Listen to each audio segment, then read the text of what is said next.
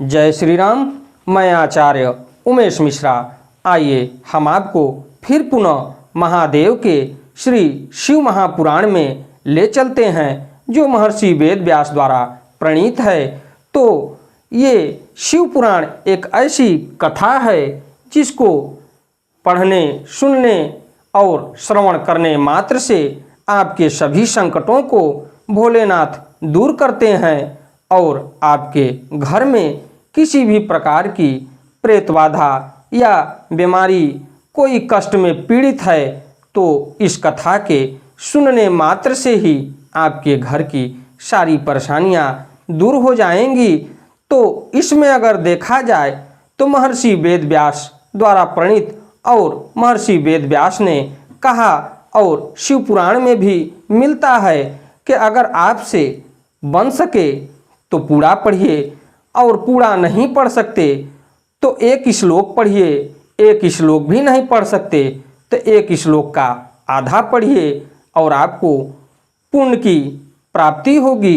इस श्री शिव महापुराण को पढ़ने और सुनने मात्र से तो हम आपको ले चलते हैं भोलेनाथ के श्री शिव महापुराण में के नहीं कुछ है तो आप अपने घर पर रह के ही श्री शिव महापुराण को सुनिए। तो इस कथा में हम ले चलते हैं आपको। ओम श्री शांब शिवाय नमः, ओम श्री गणेशाय नमः। त्वमेव माता च पिता त्वमेव, त्वमेव बंधुश्च सखा त्वमेव, त्वमेव विद्या द्रविणम त्वमेव, त्वमेव सर्वम मम देव देव।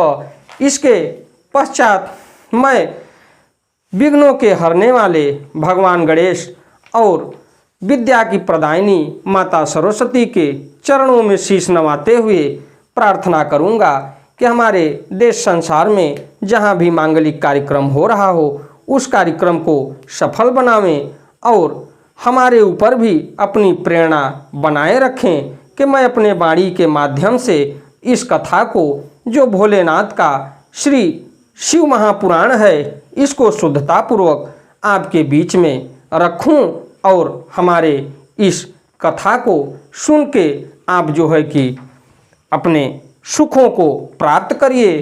तो आइए चलते हैं श्री शिव महापुराण के पंचमों अध्याय, जिसमें देखा जाए तो चंचुला के प्रयत्न से पार्वती जी की आज्ञा पाकर तुम्बूर का विंध्य पर्वत पर शिव पुराण की कथा सुनाकर बिंदु का पिशाचियों से उद्धार करना तथा उन दोनों दंपति का शिव धाम में सुखी होना, तो ये पंचमों अध्याय में ले चलते हैं।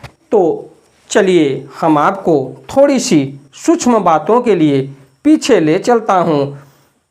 सूत जी बोले, हे शौनक, गौरी देवी की यह बात सुनकर उत्तम व्रत का पालन करने वाली वह चंचुला उस समय पति के महान दुख से दुखी हो गई।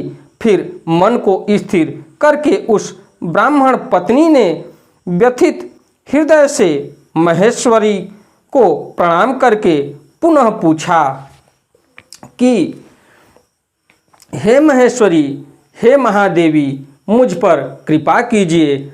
महेश्वरी महादेवी कृपाम कुरु ममोपरि समुद्र पतिम मेघ दुष्ट कर्म करम खलम।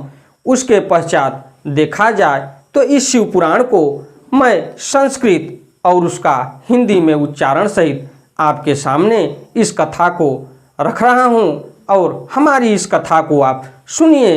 अगर सुनते रहेंगे तो हमको इस कथा को पढ़ने में और अच्छा लगेगा और जहाँ तक हो सकेगा तो मैं आपके लिए भरपूर समय दूंगा इस कथा को कहने के लिए।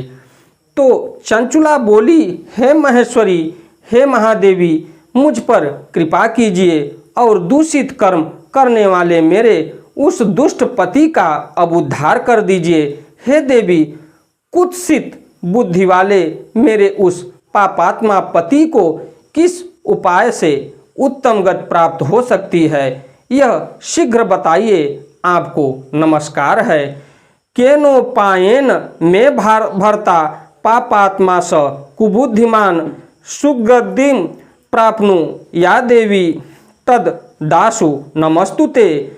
उसके बाद देखा जाए तो सूत उवाच, सूत जी बोले, इत्याकर्ण्य वचसत्यस्या पार्वती भक्त वत्सला प्रत्युवाच प्रसन्नात्मा चंचुलाम स्व सखीम च तास। उसके बाद सूत जी बोले, उसकी यह बात सुनकर भक्त वत्सला पार्वती जी अपनी सखी चंचुला से प्रसन्न होकर ऐसा कहने लगी।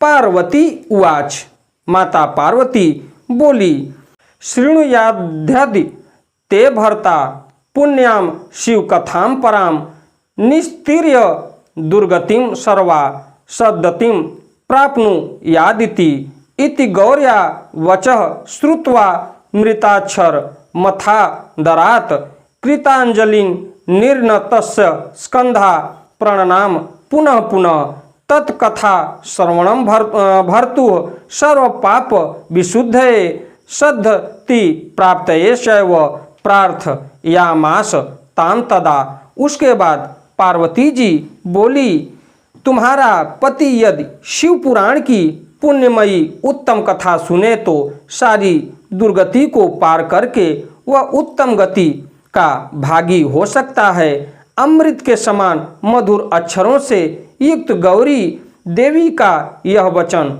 आदर पूर्वक सुनकर चंचुला ने हाथ जोड़कर मस्तक झुकाकर उन्हें बारंबार प्रणाम किया और अपने पति के समस्त पापों की शुद्धि तथा उत्तम गति की प्राप्ति के लिए पार्वती देवी से यह प्रार्थना की कि मेरे पति को शिव पुराण सुनाने की व्यवस्था होनी चाहिए। उसके बाद सूत जी बोले, सूत उवाच, तया मुहुर्नार्या प्रार्थ्य माना शिवप्रिया गौरी कृपाणि व तासित सा महेशी भक्तवत्सला अथ तंबुक रु माहूय शिव सत्कीर्ति गायकम प्रीत्या गंधर्व राजाम ही गिरी कन्ने दम ब्रवीत। उसके बाद सूत जी बोले, उस ब्राह्मण पत्नी के बारंबार प्रार्थना करने पर शिवप्रिया गौरी देवी की बड़ी दया आई।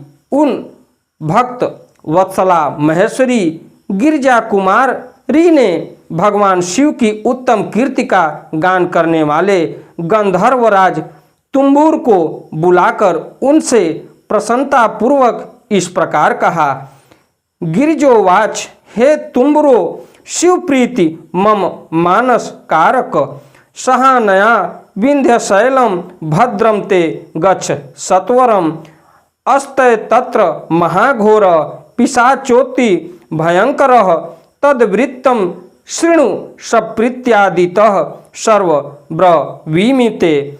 गिरिजा बोली, मेरे मन की बातों को जानकर मेरे अभीष्ट कार्यों को सिद्ध करने वाले तथा शिव में प्रीति रखने वाले हे तुम्बुरो, मैं तुमसे एक बात कहती हूँ, तुम्हारा कल्याण हो। तुम मेरी इस सखी के साथ शीघ्र ही विंध्य पर्वत पर जाओ। वहाँ एक महाघोर और भयंकर पिशाच रहता है। उसका वृत्तांत तुम आरंभ से ही सुनो। मैं तुमसे प्रसन्नतापूर्वक सब कुछ बताती हूँ।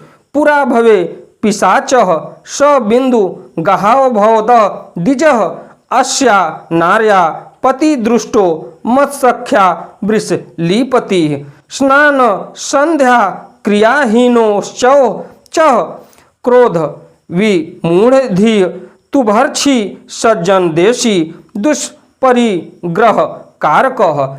पूर्व जन्म में वह पिशाच बिंदुक नामक ब्राह्मण था। वह मेरी इस सखी चंचुला का पति था, परंतु वह दुष्ट वेश्यागामी हो गया। स्नान संध्या आदि नित्य कर्म छोड़कर वह अपवित्र रहने लगा।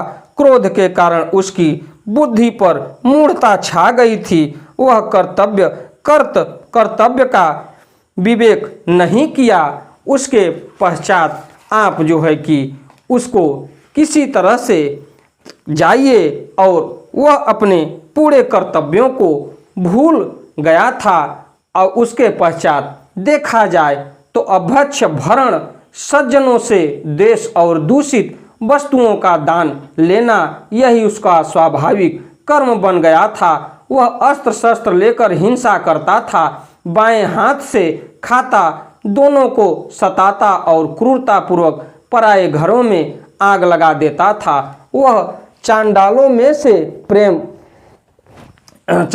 से प्रेम करता और प्रतिदिन वेश्या के संपर्क में रहता था। वह बड़ा दुष्ट था। उस पापी ने अपनी पत्नी का परित्याग कर दिया था। वह दुष्टों के संग में निरंतर रहता था। हमारी वीडियो आपको अच्छी लगे तो वीडियो को लाइक करिए, शेयर करिए। इसी के साथ मैं अपनी वाणी को विराम देता हूँ। अगली वीडियो में मैं आपसे फिर मिलूँगा भोलेनाथ के इस श्री शिव महापुराण को लेके। तो हमारी कथा आपको अच्छी लगे तो आप हमारी वीडियो को लाइक करिए, शेयर करिए, चैनल को सब्सक्राइब करिए। धन्यवाद।